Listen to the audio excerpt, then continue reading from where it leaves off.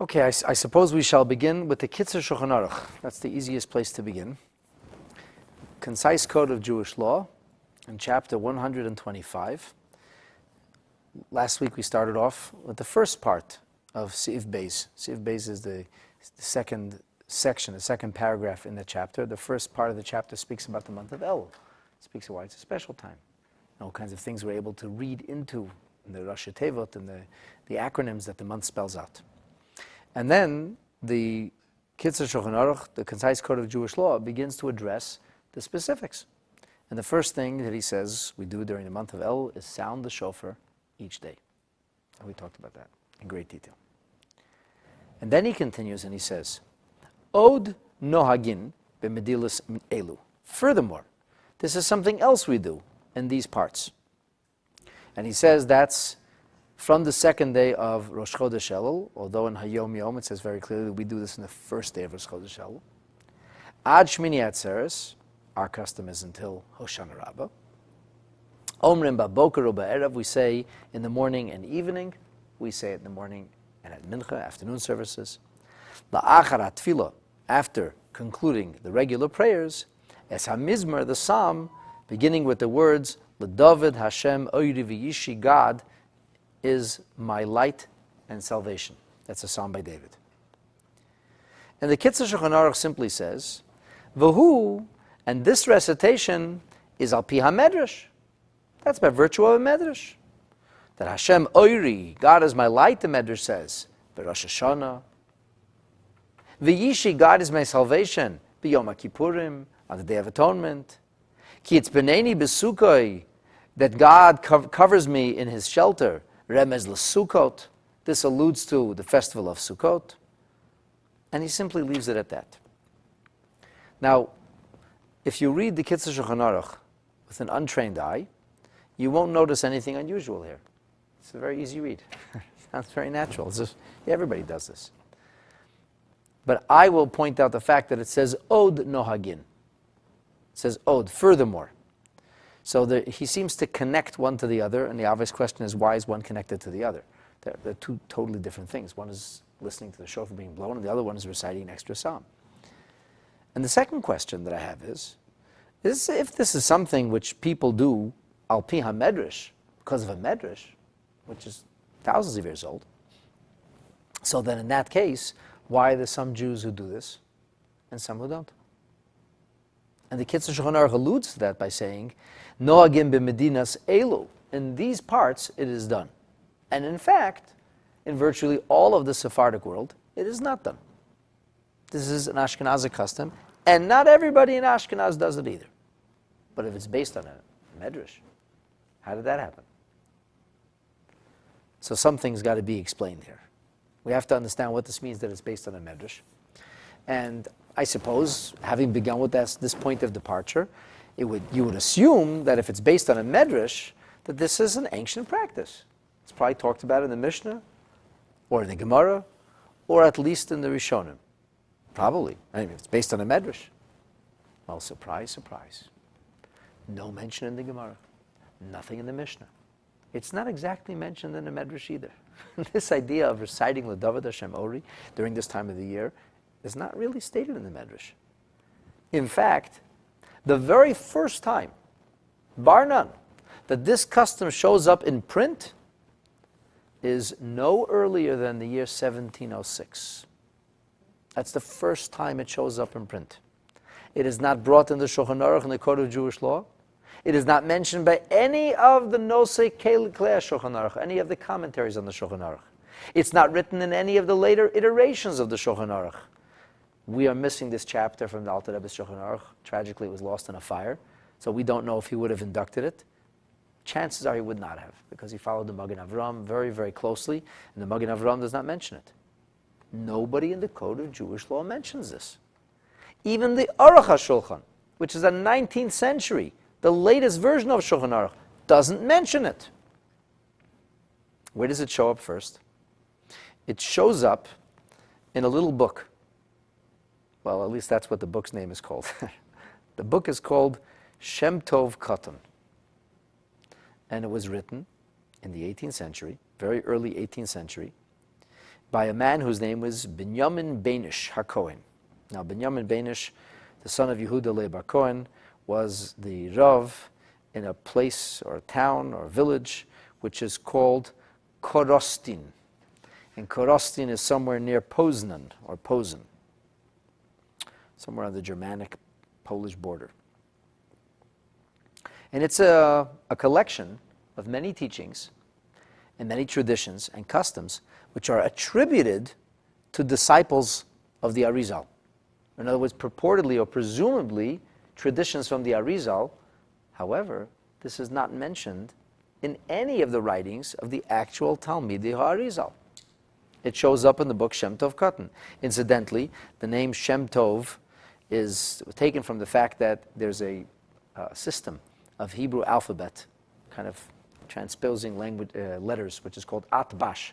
Atbash means Aleph and Taf are interchangeable, the first letter and the last letter, and then Beis is the second, and so the next letter is Shin. So in Atbash, the word Shem Tov has the same Hebrew letters as Beinish. Atbash was or something like that.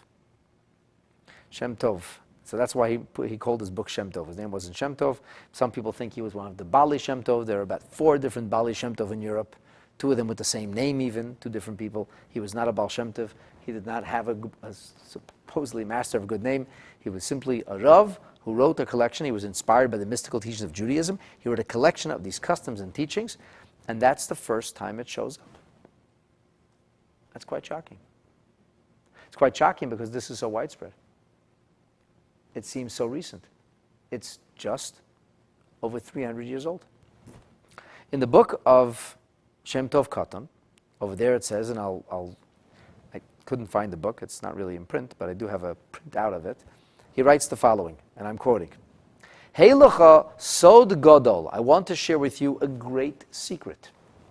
Kol ha'omer, roz mizmer zeh, mirosh chodesh Elul ad achar simchas Torah, anybody who says or accesses the mystery of this psalm from the first day of Elul until after Simchas Torah, afilu gzeira ra netuna al ha'adam min hashamayim, even if there is a very evil, a bad decree that has been meted out against a person from heaven, yachol levatla, he can nullify it with the recitation of this psalm. Umevatel umavir me'alov kol ha'mekatrigim.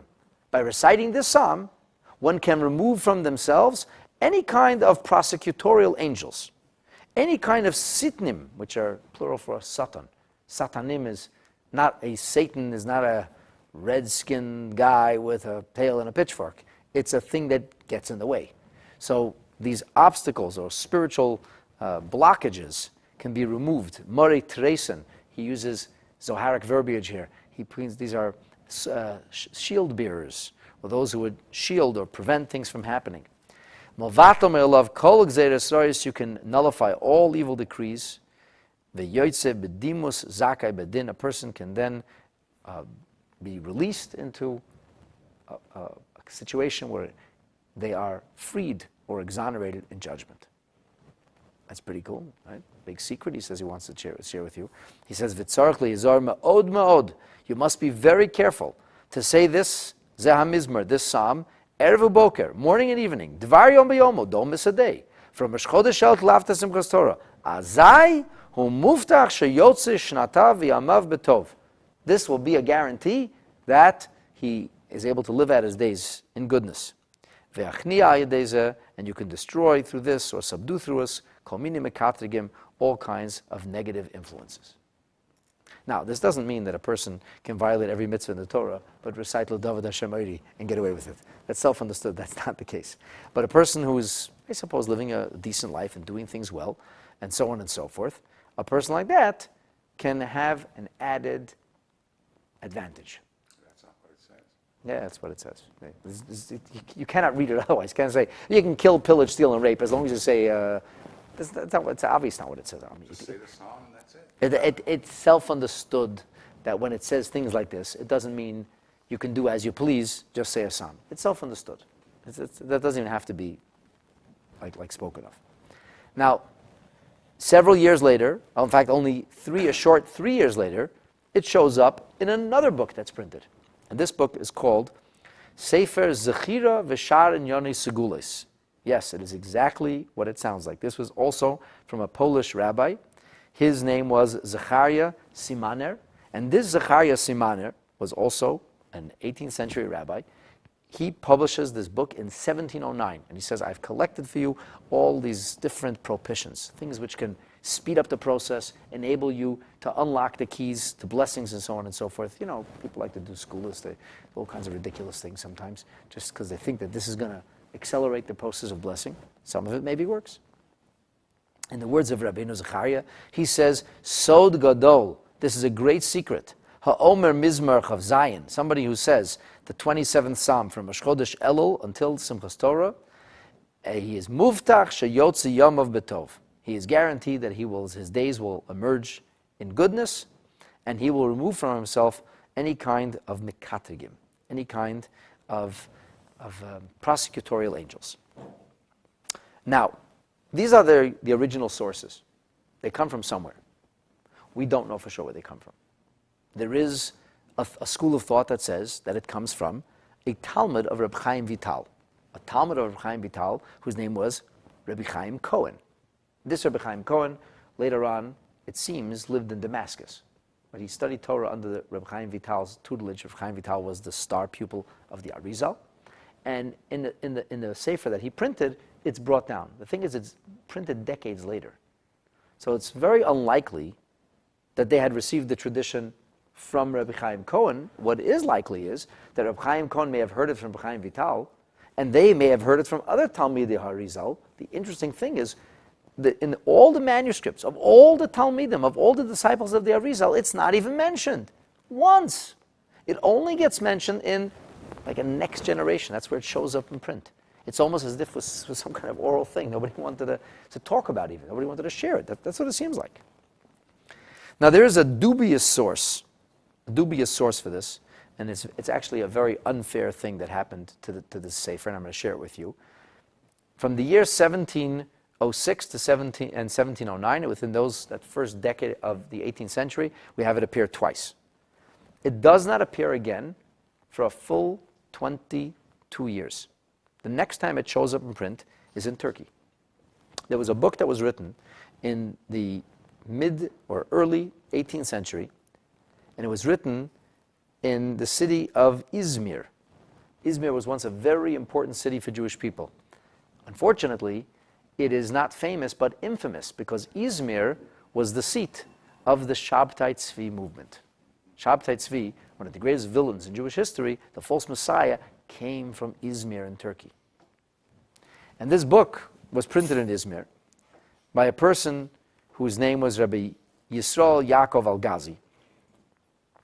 And the thing is this, for a long time, people didn't want to use this sefer, which is called Chemdas Yomim. They said the Chemdas Yomim is a bad book because it has Kabbalah in it, but he was a Shabbatian, a Sabbatean.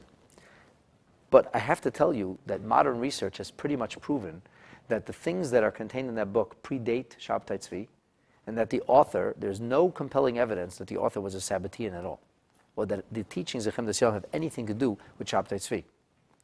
And in fact, some of the most ubiquitous customs for Jewish people, for example, the Seder of Tu B'Shvat, which is a pretty widely observed custom, or widely known and respected custom, shows up in the Sefer Chemdas Yomim. But it's true, in Europe, there were some people who were leery of Chemdas Yomim. For many years, they didn't want to do it. If it was brought down in the Chemdas Yomim, they right away pushed it away with two hands because of the purported historical connection between Rabbi Yisrael Yaakov and Shabtai Tzvi. At any rate, in the Chemdas Yomim, which, as I said, today, in modern scholars have pretty much exonerated the Chemdas Yomim, that's why I'm going to quote him. This book is printed in Tuf Tzadik Aleph in 1731.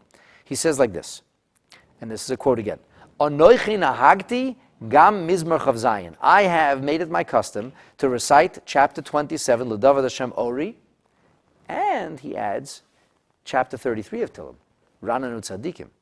Now this is very interesting, because he, for the first time, mentions that there's a connection between the fact that the name Havaya, Yud-Kei Vav-Kei, shows up both in Psalm 27 as well as Psalm 33 13 times. And this is important. As we're going to see, there's a direct link between 13 times of God's ineffable name showing up and the special energy of Elul.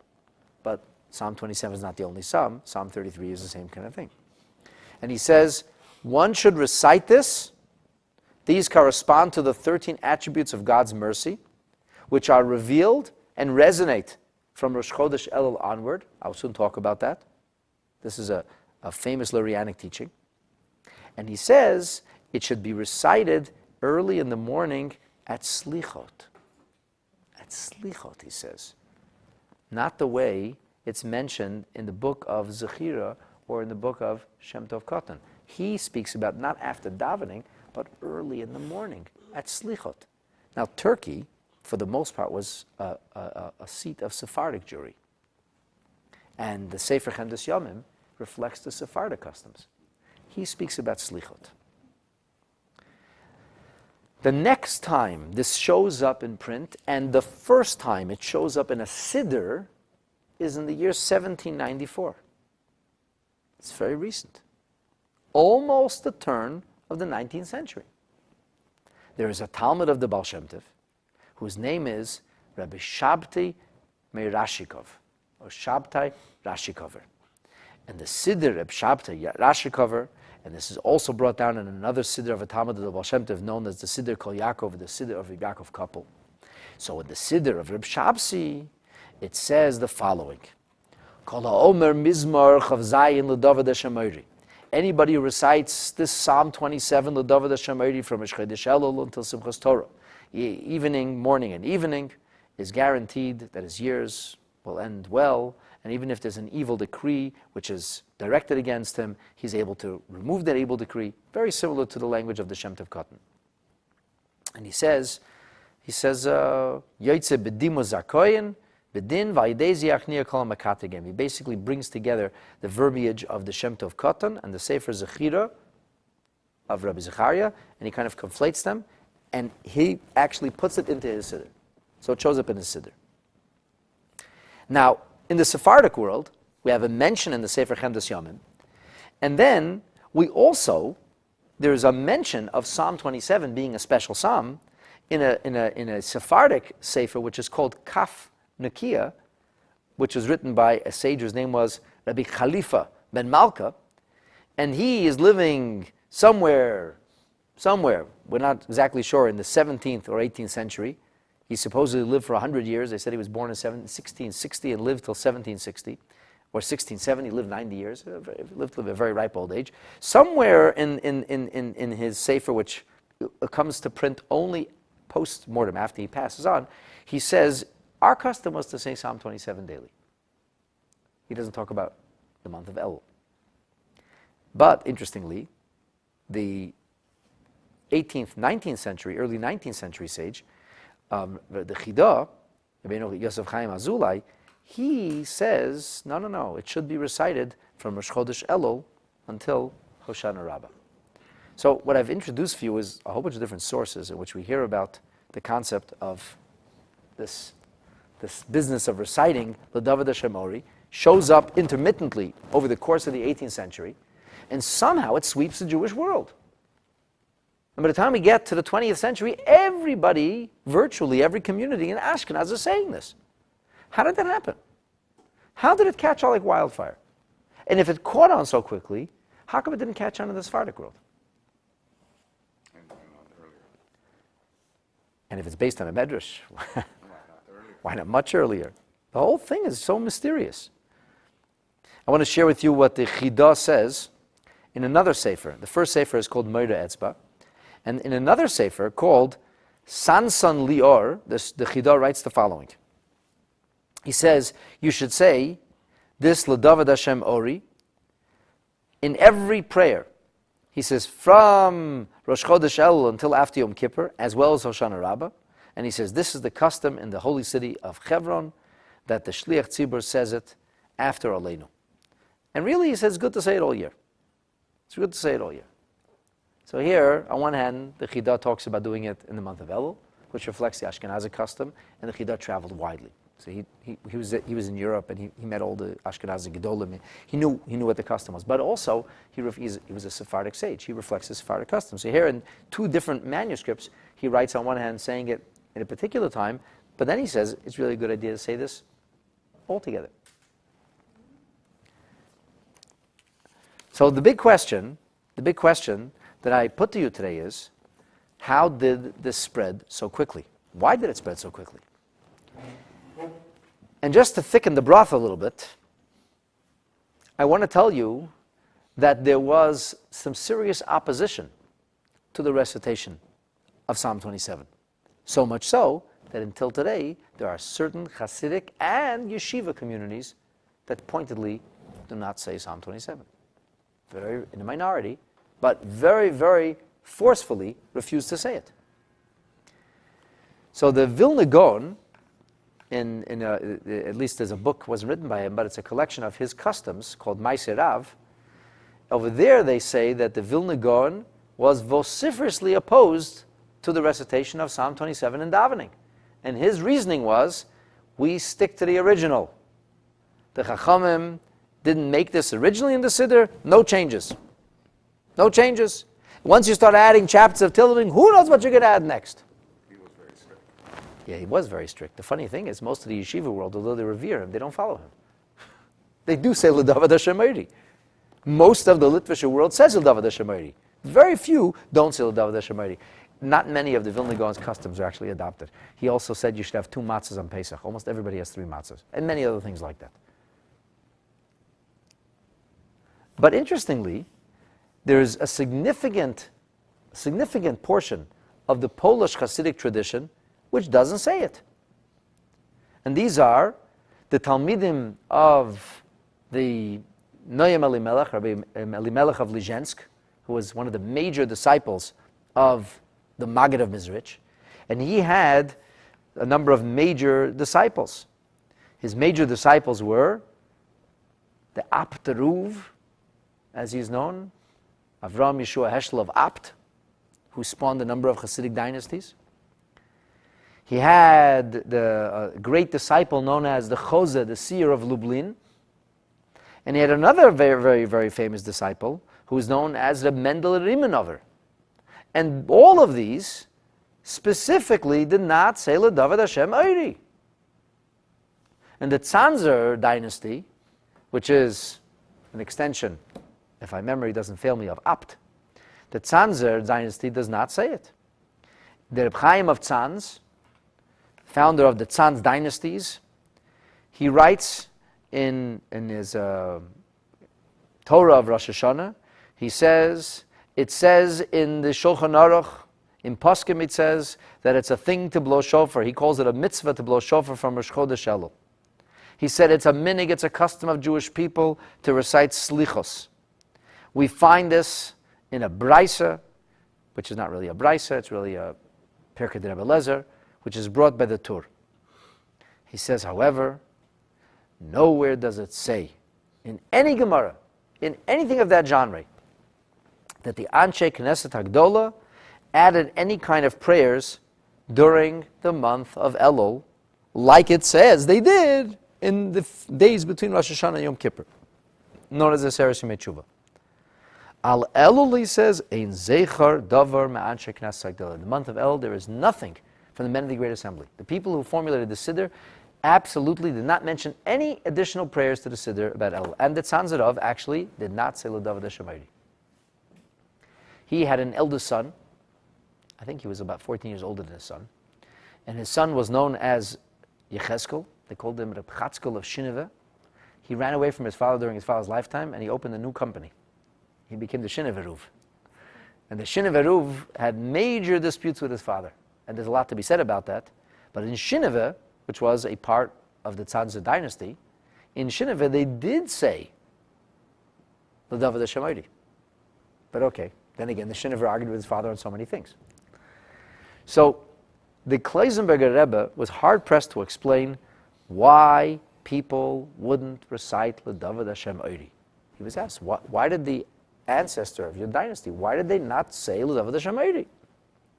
So he's really hard-pressed to explain this. He says, listen, it comes from very, very, solid footings. He says, we know that the Shinavir himself did say it, and you know that this is based on writings of the Chidah, and the Mate Ephraim, who I haven't mentioned yet, and I'm going to mention him soon. And it ultimately comes from the Siddur of the Arizal, as it was formulated by Reb Shavsi. And he says there are many other sources. So he says, I really have a hard time explaining this to you. He says, I don't know why the Divrei Chaim was so against it. He says, I think it may have something to do with the notion that he wanted to stick to the actual prayer and not depart and not add anything to the prayers itself. And for some reason he got stuck on that. But he says, who am I to tell you not to do it? He writes to these people. He says, if you daven and you're davening with an open heart and you're saying Tillim, how could you go wrong? In a different manuscript, he suggests that this may have something to do with the fact that it's mentioned by the book of Chemdas Yomim, which I mentioned, the Chemdas Yomim was circumspect. But, the problem is that so many others were not concerned with that. It shows up in many other Sfarim mentioned before the Chemdas Yomim, and the Chemdas Yomim itself, in the end, is exonerated. So the point I'm trying to make to you is this. There was opposition. So it's not as if, first of all, for something to spread amongst the Jewish people is already a shocker. 2 Jews, 3 opinions. Everybody knows that. You try to start a new custom that all the Jewish people are going to follow. Forget about it. You do this, I do it the other way.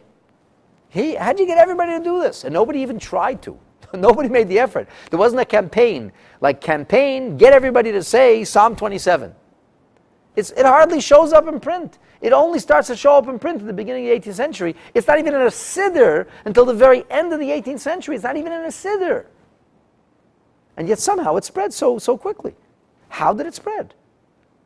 What is it? So it's a psalm. So what? And what does it mean it's alluded to in a Midrash? What does that mean anyway? So with the balance of today's class, now that I've given you the background, I hope to be able to provide you with a little bit of insight as to how it unfolded in this fashion. All right, so the next stop is going to be the Mate Ephraim. Now, the Mate Ephraim himself wrote actually almost like the concept of Shulchan Aruch. Like he followed it according to the chapters of the Shulchan Aruch. And the Mate Ephraim has a commentary written on him who's called the Elef Lamogin. Now in the Mate Ephraim itself, he suggests that the origin of this custom is linked to a Medrash. What's the Medrash? We mentioned this Medrash briefly. I'll give it to you from its source. It's a Medrash Tillim. It's also found in Vayikra Rabbah. In Medrash Tillim on Psalm 27, the 4th entry begins like this. Rabbanon pasri kra b'Rosh Hashanah v'Yom Kippurim. Our rabbis interpreted this verse as alluding to Rosh Hashanah and Yom Kippur. Oiri, says the Medrash, b'Rosh Hashanah. God's light is on Rosh Hashanah. Why is God's light on Rosh Hashanah? He says what? Shehu Yom Adin, the Medrash says. It's a day of judgment. And we have a phrase which makes its way into the prayers as well. V'hoitzi ka'or tzidkecha u'mishpatecha k'tzaharoyim. That our judgment, our righteousness, God's righteousness should be brought forth like light. And His judgment should illuminate like high noon. So since we have this idea of light and high noon illuminating judgment, which is dark and gloomy, if you're going to get judged and you don't know what the rest of your life's going to look like and you're standing at this pivotal moment, it's not exactly a bright or joyous time. So we say Hashem Oiri, Hashem illuminates that. And then the Medrash goes on and says, V'yishi. The Medrash says it's also the day the word of salvation refers to Yom Kippur. Why is that? Sheyoshiyenu, God will save us. Because if our sins are going to be held against us, we might not look so wonderful in the next year. Things might not turn out exactly the way we'd hoped them for. So God saves us. V'yimchal, He'll wipe away and atone lanu al kol aveinosenu. And the Medrash goes on to say that b'kroi v'olai mereim, when I am being attacked, surrounded. This refers to the nations. And then they want to eat my flesh, refers to how people come to point an accusing finger at the Jewish people on their day of judgment. He says, Tzorai va'oivai, my tormentors and those who are my enemies. This refers to the Satan. And he says the gematria of Satan is 364, which is one number less than the solar year. And he says the word Tzorai va'oivai, the Midrash seems to indicate. Huh? The Midrash seems to indicate that Tzorai va'oivai is the same gematria of 364. And the reason is because every day of the year, the Satan can come up against the Jewish people. But there's one day that the Satan is silenced. And that is the day of Yom Kippur. 364 adds up to 13. Yeah, that's interesting that it adds up to 13. It'll come into play soon. So this is the reason the Midrash says that it alludes to Rosh Hashanah Yom Kippur. And then we go on to talk, the Midrash goes on, to discuss this furthermore. So the thing is this. The thing is, one cannot suggest that the reason that we say L'David HaShamayri is because the Midrash indicates that you have to say it. That doesn't make any sense, because the Midrash doesn't really indicate it. You're going to say, well, the Midrash says L'David HaShamayri is referring to Rosh Hashanah Yom Kippur. Yeah, there's another Midrash that says that L'David HaShamayri is referring to going out of Mitzrayim, and specifically the events at the Red Sea. So there are many Midrashim that interpret many verses of Tehillim in a way that could broadly apply to a multiple of different things. Now, the Rebbe's great-grandfather, Eltazeder, is a famous Ukrainian Rav. His name was Rav Avram David Lavut, who wrote a number of very important books, including a sefer called Shar HaKoilel. And the sefer Shar HaKoilel is essentially a commentary on the Alter Rebbe's Siddur. And he brings the Mate Ephraim, and he says the Mate Ephraim, in Siman Tov Kuf Pei Aleph, in chapter 581, he quotes this Midrash, and the Mate Ephraim adds, at the end of the verse it says, Ki yitzbeneni b'sukkoi. He covers me with his shelter. Ah, says Mate Ephraim, b'sukkoi, with his sukkah, with his shelter, ze Sukkot. So first of all, many people have assumed that the Mate Ephraim is saying this on his own. Rabbi Avram David was not convinced that the Mate Ephraim would have said something like this on his own, and he says, Mistama ra kein be'ez medrash. He must have seen something like this in a medrash. However, he says something very important now.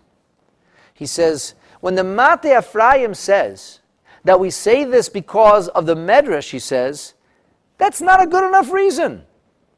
He says there are many psukim, many verses in the Tanakh, which are expounded on to refer to Rosh Hashanah and Yom Kippur, and to suggest that we have to say this psalm because there is a medrash that in one of its interpretations of the David HaShamayri, that it speaks to the concept of Rosh Hashanah Yom Kippur, he said is foolhardy. So much for the Kitzur Shulchan Aruch's simple statement as based on a medrash. So he based what he wrote on the Mate Ephraim, but the Avram David Lavut says that is unreasonable. It's unreasonable. And therefore he says, the fact remains that in Poskim, all of the books of the halachic authorities, bar none, every one of them, Besifrei Kabbalah, in all of the books of Kabbalah, all the foundational books of Kabbalah, and there are many, in every one of them, and Sidurei HaKadmonim, in the older versions of the Siddur, meaning anything predating the 19th century, Lo Nizkar Lo Merzeh HaMizmor Be'Eloh Yamim. It's not mentioned. The only Siddur it's mentioned, and he says, is the Siddur of Reb Shabsi of Rashkaver, who he says, not in the order of prayer, but he mentions it in the customs of Elul. So he says that the way we have to understand this is, because of what Reb Shabsi writes, he says, Reb Shabsi says this, but really this is also written by the Elef HaMogin, which is an interpretation or commentary on the Mate Ephraim. He says, because on Rosh Chodesh, Niftechu Yud Gimel Mikorim Yud Gimel Mechilim Berachmi. On Rosh Chodesh Elul, there are portals or pipelines that open, that allow for the flowing of the energy of the 13 attributes of mercy, which are Mizgalim U'Me'irim L'Mata. And therefore, this chapter of Tehillim has 13 times the name Havaya, which correspond to the 13 attributes of mercy. And this is the way, he says, you could understand the words of the Shem Tov Katan when he discusses the concept of getting rid of mekatrigim, of things which serve as obstacles or blockage, or things which disable us from realizing our blessings, that the 13 attributes of mercy neutralize all this. And he says this is the real reason, this is the primary reason of this verse. Now, how does it help that we have a medrash that says Ori v'yishi? Very simple. Remember, the Chidah, the Chenas Yamim said that there are two psalms that have the name of Yud Ke Vav Ke mentioned 13 times. One of them is Psalm 27, and the other one is Psalm 33. He says, but this psalm is said to speak about Rosh Hashanah Yom Kippur, and has an allusion to Sukkot. So if you have to choose one of the psalms that has 13 mentions of Hashem's name that will correspond to the 13 attributes of mercy, it would make sense to choose the one that mentions Rosh Hashanah Yom Kippur. Why not both?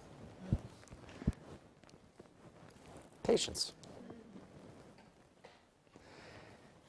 Reb Avram David says, it is from Reb Shapsi Siddur that all the Siddurim of the Ashkenazim, which are following Minhag Sfarad, he said all of them began to include the concept of the David HaShemayri. And he says it's without a question. This is because that the concept of the 13 attributes of mercy begins to resonate on the first day of Elul. And this is, as we discussed at great length in last week's class, because Moshe Rabbeinu went up the mountain, and what did God do for the Jewish people? He forgave them. He forgave them. Why did Moshe Rabbeinu go back up to the mountain? To get a new set of luchot. What does it mean God forgave them? What does it mean attributes of mercy? Attributes of mercy means that God knows our deficiencies and our shortcomings. It doesn't matter. It doesn't matter. It's like the person who says, I would like to get such and such, and your response is, you don't deserve it. So what do you say after? Can't say I do deserve it. It's a fact that I don't. So if we're dealing with a giver, and giving is free, which is chesed, unbridled kindness, okay, then everybody gets everything. Drug addicts get drugs, terrorists get bombs, children get candy, everybody gets anything they want. We're just endless giving. But that's not a normal civilized way to live. There has to be some kind of rhyme and reason. There has to be some kind of law and order. So we have the concept of gevura, which is judgment. And then we have this notion that even when there's law and order, and even when I don't deserve, I can still say, but please have a little achmanut, please a little compassion. Please, I know I don't deserve it, but give it to me anyway. So the Jewish people couldn't come before God and say, hey, we didn't really build that golden calf, Somebody else built it. We can't take responsibility for that. Oh yeah, yes, you not only can, you have to. But Moshe Rabbeinu appealed to God's mercy. He said, yes, they did the wrong thing. Forgive them anyway. So this is the idea of God looking aside from what happened. The concept of Gilum Midas HaRachamim, Rachamim means it doesn't matter if we did the wrong things. Hashem is going to overlook those things. He's going to go past it. He's going to transcend it. He's going to forget about the things we did.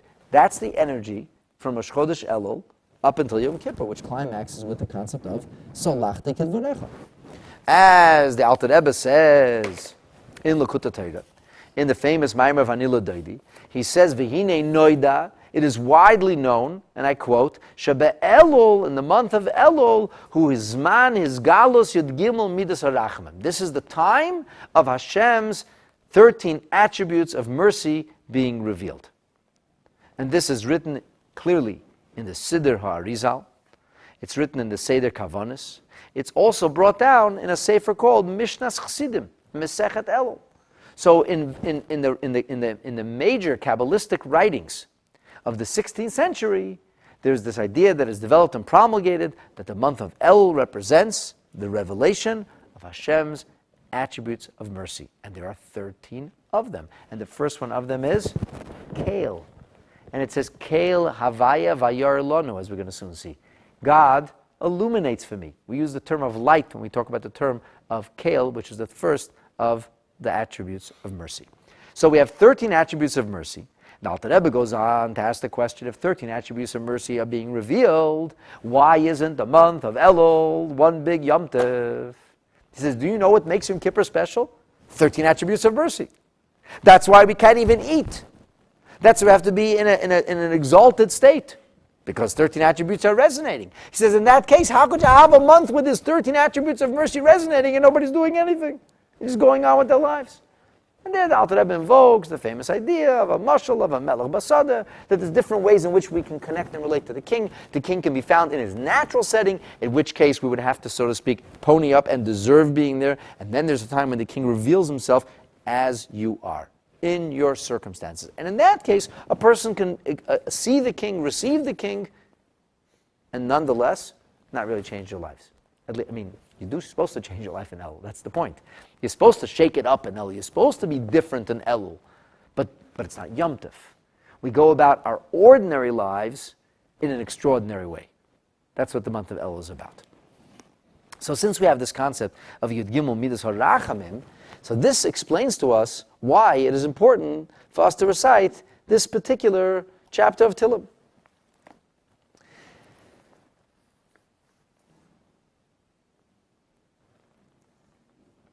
The Avram David Lavut goes on to explain the following. He says that the reason that we recite it from Rosh Chodesh Elul until Yom Kippur and beyond is because this matches with the kind of revelation of these days. And he says it's not only about the verbiage, but it's also about the content. It says, Bezot ani boteach. In this, I trust. I trust. No matter what happened, I trust God's going to take care of me. That's attributes of mercy. He says, Achas shoalti. I have but one request, and that is to dwell in the house of the Lord. I do deserve it. I don't deserve it. That's what I'm asking for. He says, this represents the idea of the Yud Gimel Midas HaRachamim. Betsuyirei Mimeni. He raises me onto a rock. He raises my head.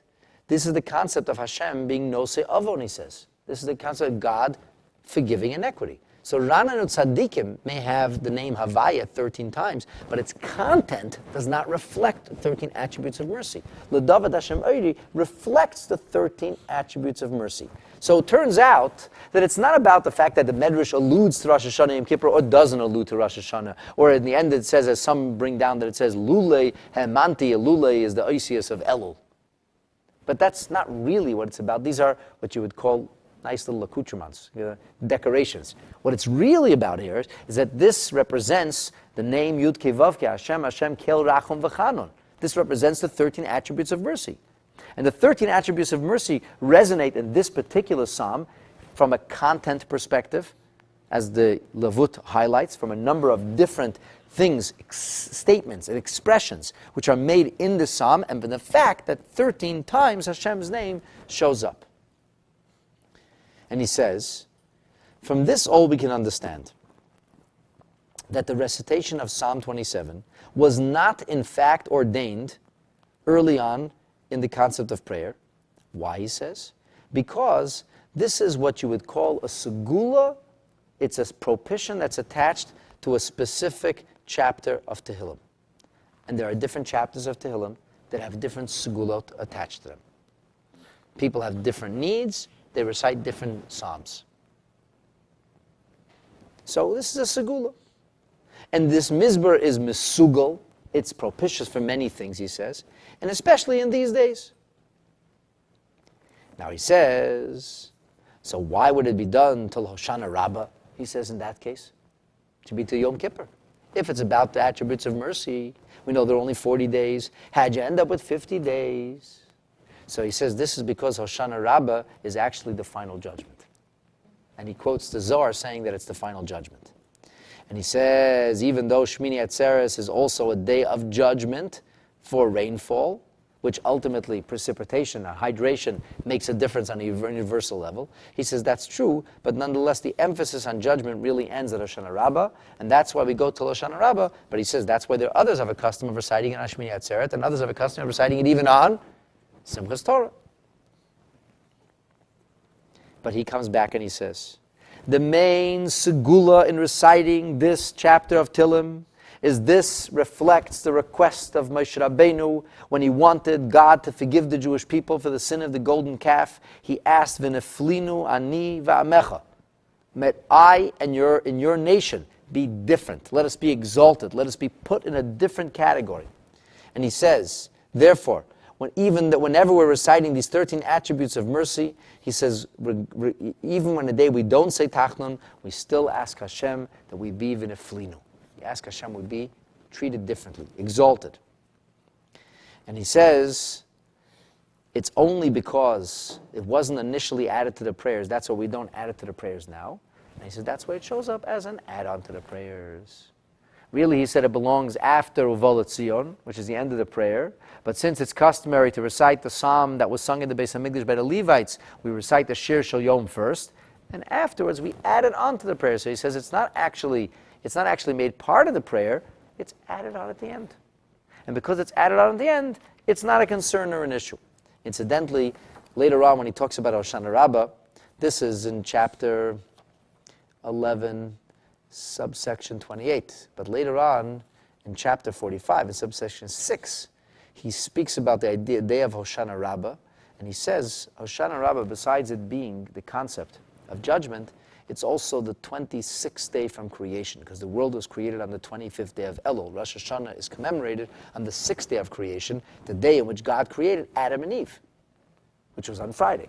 But he began creation, Bereshis bara likimas hashamayim v'sa'aretz, is on the 25th day of Elul. So for the 25th day of Elul, all the way to Hoshana Rabbah, which is the 20th day of Tishrei, we end up with 26 days. Why is that meaningful? He says, well, it's meaningful because 26 is the gematria of Yud Kei Vav Kei. And 26, it says, is the generations until the Torah was given. God's kindness lasted for 26 generations. It's twice 13, so why not say It's both true. 27 and 33? It is twice 13. But again, If you want to play with the numbers. listen, I'm not making this up. I'm telling you what it says. So he says, therefore, it's a sign of judgment coming to a close after 26. And he says, even after we recite all the prayers in the morning of Hoshana Rabbah, we still say L'David Hashem until the afternoon, because once Hoshana Rabbah finishes, that's when the 26 days of Hashem's special kindness come to an end. The judgment is finished. And he says, and from here on, we just go into Hakafas. He says, the Alter Rebbe once said that when we have Hakafas, we dance Hakafas on Shmini Atzeres, we say Ad Kan Hakafa Aleph, Ad Kan. He says the terminology Ad Kan is because everything that's been going on for the last few weeks, Ad Kan. It's over. It's over now. Now, everything we're going to circular energy. Now, everything is changed. Perhaps is the reason for both at Shachrit and at Mincha, in order to... So the reason, twice the okay, 13? here's the thing. I'm going to circle back around to it. I'll circle back around to it. I just want to develop this idea a little bit more. Now, there's a mimer of the Mittel Rebbe, in which the Mittel Rebbe talks about the idea of reciting L'David Hashem Ori. And in this mimer, the Mittel Rebbe says the following. He says that the essence of what we try to do with prayer in general, but especially during this time of the year, is to reveal the profoundest essence of who we really are. To get to the core of our heart, to lay bare the essence of our emotional bond and connection with our Kadosh Baruch Hu. And he says, this is called Bechinas Yechida in the language of Kabbalah or in Kabbalistic parlance. It's also sometimes referred to as Nekudat Tzion, the essence, the Zionistic essence of a Jew, which has nothing to do with politics. Tzion is the Beis HaMikdash. Tzion represents the Yechida of a Jew, the marked sign of everybody's neshama. And he says, this represents, and I quote, Yichud Pnimius Va'atzmius. This represents the deepest and profoundest kind of oneness and communion, and that's Ani L'Dodi. That's Elul. Elul is Ani L'Dodi V'Dodi. Little like Avud Raham says. So he says, this is the idea of Ani L'Dodi, and that's why he says, the main, most important part of this Psalm 27 is not the fact that it's L'David Hashem Ori V'Yishi, but rather that it says, L'cha amar libi bakshu fanai. To you my heart said, seek out my face. And the word panai means face, but it also is a permutation of the word pnimiyut, which means inwardness or essence. The whole essence of these days of Elul is to strip away all the layers, to take off all of the facade, and to reveal the truest essence of our oneness with Hashem. And he says, this is Bakshu Fanai. Bakshu Fanai means that during the course of the month of Elul, a person is supposed to be seeking out the essence of his neshama. He'd be seeking out what is it that he really looks for. What is life really about? What really makes me tick? And hopefully, if you manage to peel away all the layers, guess what you'll find out? What really makes you tick is Yiddishkeit. There's a beautiful story told. Shlomo Carlebach told the story. I don't know if it's true, but the story that he told, that there was a fellow, an officer who was wounded in the Yom Kippur War. And as he lay there, bleeding to death, he tried to comfort himself. And this officer was also a professor, a decorated professor, a professor with many achievements. And he had many awards, and he had written papers, and he was feted and recognized, and he was an officer. And he thought he was dying, and as he's dying, bleeding to death, he began to try to comfort himself with the life that he'd lived, and nothing that he thought of could comfort him. He thought of his medals, he thought of his awards, he thought of his diplomas, he thought of his degrees, he thought of his fame, he thought of his fortune, he thought of his wealth. Nothing brought him any comfort. And in his dying moments, the only thing that could bring him comfort was his memories as a child with his grandfather, saying Moda'ani, and being part of Yiddishkeit. And with this, he blacked out. But the good news is he didn't die. He was found by a search party, and he was rescued. He was in a coma for a long time, but he did come back to life. And when he came back to life, he remembered his dying moments. And he said, I need to find out what this is all about. He said, why is it that the things I devoted my whole life to did not bring me any comfort? The only thing that brought me comfort was the smidgen of Yiddishkeit I had. And eventually he became what they call a Baal Tshuva, and he became a returnee to Judaism. And I can't tell you if the story is true or not, but this is the story that he used to tell. They say there are no atheists in the trenches. Well, no atheists in the trenches means basically like this. It means basically that when all else is stripped away, all the false things that we rely on for salvation are gone, that's when the true essence comes out. There's another very interesting story told about the Rothschilds. I don't know at what point of Rothschild this is, but somewhere before World War II, generation 4 or 5 of Rothschild who's totally assimilated, she's laboring. This woman is laboring, and a wealthy banker calls the doctor, top OBGYN, calls him to the house visit, deliver the baby, and he checks the Rothschild's wife, or he was a Rothschild, she was a Rothschild. And he says, no, it's not yet. Not yet. He says, okay, I'll pay you whatever you want. I want you to stay here. Fine, I'll stay here, but we're not there yet. And so they sit down and they're playing cards. They're playing cards, and then they hear a scream, Mon Dieu! Oh my God. He says, now. And the doctor says, no, not now. And she screams, oh my God, in Polish, and screams, oh my God, in German. And then, all of a sudden, she says, gotten you! He says, now. When she's speaking Yiddish, she says, now I know. And he went and delivered the baby. The point is, we shouldn't wait for emergencies, or God forbid have dying moments, or that only in the throes of the greatest of pain do we remember who we are. The question is, can we do that on a regular, balmy Wednesday? That's the question. And that's what Elul is about. That, says the Mittler Rebbe, is the essence of Elul. Search for God. Bakshu fanai. Seek out the essence of divinity by seeking out your essence. Reveal who you are. And that's what this psalm is about, he says. And that's the most important part of the psalm. And I find this so interesting, because here you have like the Matei Ephraim talking about the fact that there's a Midrash that alludes to as Rosh Hashanah, Yom Kippur. But in the writings of Chassidus, it doesn't even discuss that Rosh Hashanah, Yom Kippur connection. It's not even the issue.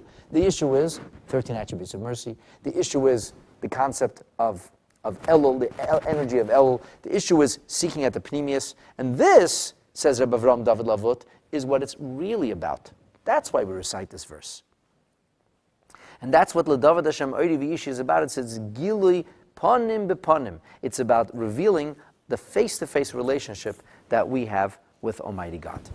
There's a mimer from the Tzemach Tzedek, which is quoted in a commentary on Sefer Tehillim called Yahel Ur, which wasn't written by the Tzemach Tzedek, but compiled from his memorim.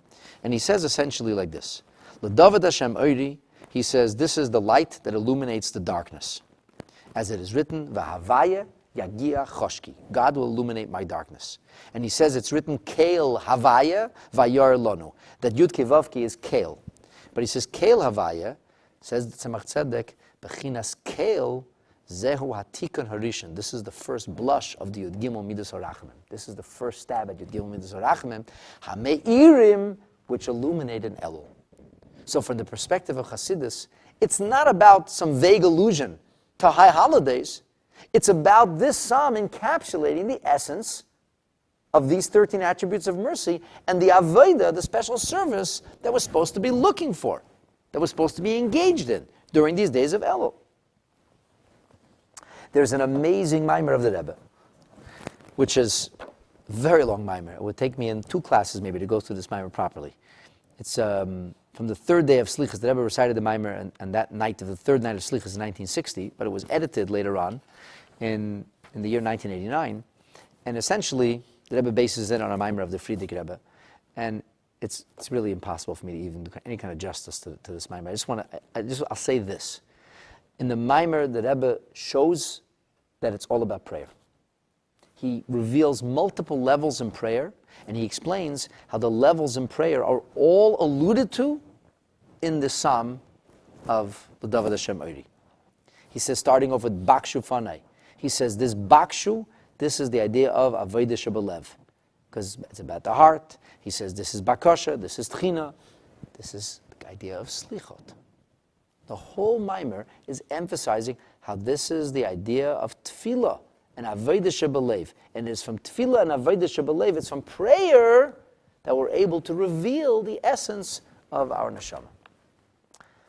And last, but certainly not least, I want to share with you at least the gist of a sikha from the Rebbe on the David Hashem Oiri, where he says that in the first verse of this Psalm 27, it says, LeDavid Hashem, Yud Kevavke, Oiri V'yishi, Mimi Ira, Hashem Mo'izchai. Yud Kevavke shows up twice in the same verse. Extremely rare. And the Rebbe says, this is because it's explained in Sfarim, that there's a connection between this Psalm and the 13 attributes of mercy. That's what Reb Shabsi Rashkaver says. He doesn't talk about Rosh Hashanah and Kippur. He says it's because 13 attributes of mercy.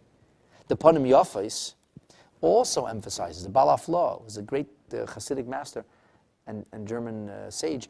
He also emphasizes this. That's what it's about. It's about the 13 attributes of mercy.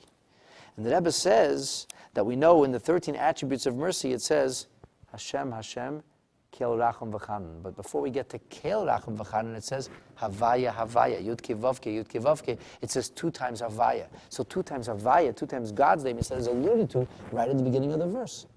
Why do we need 2 times Havaya? The Rebbe says, take a look at the Midrash. The Midrash says the reason you need 2 times Havaya is one is Kodem Sheyechta, one is before the sin happened, and one is after the sin happened. So God has mercy. And He has mercy even after you sinned. And Moses said, after they sinned? And God said, you don't think so? Moses said, they sinned. And Hashem said, funny you should say that. And a short 40 days later, Moshe Rabbeinu was pleading the case of the Jewish people, and he said, Hashem, Hashem, Kel Racham V'chanon. Havaya before, Havaya after. And God said to Moshe, but they sinned. And Moshe said, but you said it doesn't matter. That's when the mercy kicks in. God said to Moshe, but you didn't think so. Moshe said, but you did. And that's the rest, as they say, is history. So the Rebbe speaks about this pasuk of the David Hashem Oiri V'yishi, and he says, Havaya Oiri V'yishi, God is my light and salvation. That's the mercy before sin. And then comes the next, Hashem. The next time Yud Kevavke is what? Ma'oz chayai. Ma'oz comes from the term oz, which means strength. The strength of my life, he says, that's right. The strength, Hashem Ma'oz chayai. That means even after there was sin and darkness and I fell away, I can still bounce back because Havaya is with me. And he says, that's the essence of this entire psalm. And this is about getting down, drilling down to the Yechidah, to the core essence of the soul, to reveal its innate and unbreakable bond with God so that we can be forgiven and be reunited. Okay, so here is, I'm going to tie this all together. I'm going to go back to last week's class. In last week's class, I quoted to you from the Shulchan Aruch and asked you a question. I thought it was a very good question. The Shulchan Aruch, the beginning of Siman Tov Kuf Pei Aleph, and the Rabbeinu Yosef, Mechaber of the Shulchan Aruch, he does not quote the Torah, the forerunner of the Shulchan Aruch, who talks about blowing the shofar and the first day of Elul and what happened at the time of Moshe Rabbeinu and how we commemorate that. No, he says, we get up early in the morning. Noagu lokam bashmoras lomer slichut v'tachnunim. We recite prayers, penitential prayers. Prayers which appeal to God's mercy, and we do so from Rosh Chodesh Elul until Yom Kippur. 40 days. Came the Ramah, was the Ashkenazic Shulchan Aruch. What is his comment? His comment, Minhag b'nei Ashkenaz ain't okay. But the Ashkenazic Jews don't do this. Ella, what do they do? Rosh Chodesh ve'elech matchilin letkoa. They start to blow the shofar. And then he says some people blow the shofar at night also. And then he says, and ve'omdim ba'ashmora, they get up on slichot, but that's only like the week or 10 days before Rosh Hashanah. So I asked you a question. I said, the Ramah, if he wants to say, oh, Shulchan Aruch says you get up for slichot from Rosh Chodesh Elul, our custom is different. We get up for slichot a week or so before. He doesn't say that. He says, we blow the shofar. It sounded kind of weird, except if you remember the thesis of last week's class was that Rosh Chodesh Elul onward is the time when God's mercy resonates. And it's time to shake it up a little. So how do we shake it up? How do we try to stir our conscience? The Sephardic Jews do it with prayers, with slichot, and we do it with the sounding of the shofar. And then I shared with you that a funny thing happened. In much of the Sephardic world, they started to blow the shofar too. But when did they blow the shofar? Not after davening, but in the middle of the slichot. And specifically, which part of the slichot? The 13 attributes of mercy. Because it's all about the 13 attributes of mercy. So here, my friends, is my thesis. At a certain point, the Ashkenazic Jews came to the realization that just listening to somebody blow the shofar doesn't cut it. You have to daven a little too. The Sephardic Jews had it right. They were getting up in the morning and saying slichot. But it wasn't our custom. So they got introduced to this idea, there's a chapter of Tehillim. A chapter of Tehillim that can be added on, not before davening, but after davening. And the chapter of Tehillim added on after davening, what does it represent? What does it stir? Yud Gimel Midas.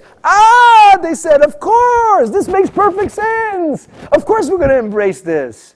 So yeah, there was some opposition. People said, well, we don't want to add to the prayers. But most of the Ashkenazic Jews were hungry for this. They said, it's Elul, it's in Gimel Midas Harachamim. We know it's a special time. We're trying to connect.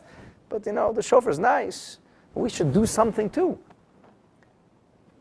Interestingly, they didn't say, okay, let's start getting up early in the morning doing slichot. They said, okay, that's already. But when somebody came along and said, there's this chapter of Tehillim that could be recited, and it has in it God's name 13 times, and it has this wondrous ability to ward off all kinds of evil decrees because it awakens God's mercy. We said, wow, that makes sense. We should do that. And so my thesis is that the reason L'David Hashem Ori is recited, and the reason it became so popular and caught on like wildfire, is because it represents the essence of what Elul is all about. This is how we stir within ourselves that desire to be close to Hashem, to experience the Yud Gimel Midot HaRachamim. And now I loop it back to the beginning, to, with all due respect, to Rabbi Shlomo Gransfield, who wrote the Kitzur Shulchan Aruch, who wrote V'hu Al Pi HaMedrash. I would humbly maintain that the Kitzur Shulchan Aruch placed too much emphasis on the Matei Ephraim, and instead it should have been looking at the Shara Koilel. Instead of should have been looking more carefully at what the Magen Elef wrote, because what they all emphasize, you see all over, everywhere else is emphasized, not the Medrash, but rather the 13 attributes of mercy. And he probably thought, 13 attributes of mercy is too mystical. Let me quote something which seems, solid or grounded or Medrash, or people can relate to. But the truth is, the Medrash, if anything, is what caused Psalm 27, maybe over Psalm 33, because it was the 13 attributes, but really and truly, Psalm 27 represents the essence of Elul, the essence of 13 attributes of mercy. It's not in the Midrash. Huh? But it's not in the Midrash. It's not in the Midrash. No. The Midrash mentions it. But in other words, downplay. Really, we should downplay the emphasis on Midrash. We should downplay, and you see that Rebbe Zayda and Shara Koilel emphasizes the 13 attributes of mercy, which is what Reb Shapsi says, and the Panim Yafas says. And the Matei Ephraim himself even says this, because I'll read to you from the Matei Ephraim. The Matei Ephraim in the beginning, when he talks about this concept of Elul, listen to this. Listen what the Matei Ephraim himself says. He's the one who alludes to Medrash. Matei Ephraim himself says, "Merosh Chodesh Elul v'elech." From Rosh Chodesh Elul onward, Hem yemei harachamim v'haslichot. These are days of Hashem's mercy and days of slichot. What is slicha? Slicha means in Hebrew, slicha. Excuse me, forgive me. These are days of forgive me. Days of, can we just get past that? Yeah, I know I did something really foolish and stupid and I hurt you, but can we just forget about that? Not every time you want to repair a relationship, you have to go back and, can we talk about this again? Let's discuss this again. How embarrassing for you was it when I said, okay, let's just leave it. Forgotten, let's move on. Many normal people, when it comes to repairing relationships, when you know the other person is sincere and contrite, and mistakes were made, so listen, I made some mistakes, the world's not perfect, let's just move on. And you know what normal, mature people do say? Let's move on. Slicha. Mechila slicha kapara. These are days of slicha, when Hashem says, okay, let's just forget about it. Let bygones be bygones. Let's move forward. Life's too short. There's too many important things to be accomplished. We have to bring Mashiach. You want to sit and wallow in sin and talk about what happened? Enough already. Let's move on. These are Yemei Ratzon. What is Yemei Ratzon? Days of grace, days of divine will. You know, it's like seeing when somebody's in a good mood. And you know you had issues. So when you had issues with somebody, and they're not in a happy mood right now, it's probably not a good time to go over and say, can we just let them be bygones be bygones? Maybe the person didn't eat like all day or something, and he's frustrated. And just things didn't go his way. He said, let's have bygones. Come on, can't we just be friends? And the guy's like blows up at you. So that's not a good time. But if he's in a joyous, jovial mood, and say, Mazel Tov, his children are getting married, whatever it is, he's in a good mood. It's a great time for him, I'm in a good mood already. It's Yemei Ratzon, it's days of grace. Let's just move on. That's what Elul is, days of grace from Hashem. And therefore, says the Matei Ephraim, V'yesh l'chol adam la'oirer libay b'tshuva. Therefore, what are all of us supposed to be doing during this time of the year? Wake yourself up to tshuva. Awaken yourself to tshuva. L'chaper asrachota ala nefesh. To atone for the things you did, the inappropriateness, from the day you began here on earth, so that you can merit a good judgment. That is the whole point. The Meiri, who's a Rishon, Rabbeinu Menachem Meiri is a Rishon. The Meiri says that during the month of Elul, it is a time in which Roi lahakdim laharbes tefillah v'tachanunim. It's a good time to add prayers, to add supplication. And he says, La'oirer halavavis l'tshuva, to awaken the hearts for tshuva, kodem Rosh Hashanah. And he says, you know what this is like? The Meiri says, the halacha is that a month before Pesach, what do we start to talk about? The halachas of Pesach. Why? Because it says Shloishim Yom, 30 days, Koidem Achag, before the holiday arrives, Sha'alim V'darshim. We begin already to have the conversation. We ask and we receive responses with regard to how to do this. In other words, you have to prepare. If you want something to go well, if this is a really important day in your life, you can't show up a day before or an hour before. You have to prepare. So people show up in Rosh Hashanah, inspire me, Rabbi. Inspire yourself. What do you want from me? I could try to inspire you, but if you did everything as you did like a day before, until an hour before Rosh Hashanah, how do you expect Rosh Hashanah to work for you? So a Jew who's a little bit involved in Yiddishkeit, Elul is different than Av and Tammuz and all the other months before. It's Elul. It's a different month. I'm checking my mezuzahs, I'm checking the tefillin, I'm going over my to-do list and things I have to fix. I'm trying to put myself into a better place. I'm davening differently. I listen to the shofar every day, and so on and so forth. So the Meiri, this is a Rishon. The Chaim said, we don't find anything in the early Rishonim or Paskim. But actually, it's not exactly so. The Meiri does talk about the concept of tshuva. And he speaks about it very clearly. And he says this should be done 30 days before Rosh Hashanah, which means from Rosh Chodesh Elul onward. And in the Matei Ephraim himself, he says, even though Ashkenazic Jews don't say Slichot from Rosh Chodesh, the way our Sephardic counterparts do, he says, Mikol Makom yesh lehem lahashkim ulahosif. They should be getting up a little earlier. They should be adding in the month of Elul, in their Torah and in their Tefillah, to fulfill the pasuk that says, Kumi Roni Balayla, awake and sing at night. So this is the same Matei Ephraim who introduces the idea of L'David Hashem Ori. So now we understand, I think, why L'David Hashem Ori made it so big. It's almost as if the Ashkenazic world was waiting for this. They're waiting for somebody to actually suggest that we should embrace, and it wasn't too long. It's just a chapter of Tehillim, chapter 27. It's not like chapter 119 or something. It's a chapter of Tehillim that could represent, and this we could feel as good as the Sephardic Jews. We could feel like we're doing something too. We're not just listening to the shofar being blown. We're actually involved in supplication. Yes, they said, let's go for it. And I think that's why it became so popular.